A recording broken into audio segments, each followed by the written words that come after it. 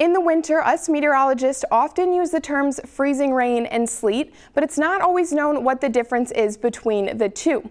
Well, in winter, we've got cold air, and that precipitation often falls as snow, but the difference is when we've got warm air that moves in, and warm air always rises over cold air because it's less dense than the cold air. That's when we get some mixed precipitation, some freezing rain and some sleet possible, and again, those are because they fall through a depth of warm air. The difference is freezing rain falls through a larger depth of that warm air, so starting up in the upper atmosphere, seeing that precipitation as snow, of course it's cold up there, falls as snow, encounters that warm air, and it melts, falls as rain until it hits the surface, which is cold, as that cold air is still underneath that warm air. And when it hits the surface, it freezes, causing ice.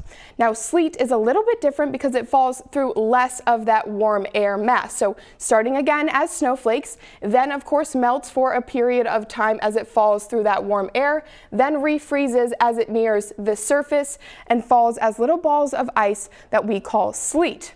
Now, what is the difference between the impacts we see between the two? Well, ice and sleet, of course, ice also being freezing rain. You can see there when that freezing rain falls, hits the surface, it's going to coat everything in a thin little layer of ice. Now, the difference between that and sleet is going to be sleet, of course, is already refrozen as it hits the ground, so it's little sprinkles or little balls of ice.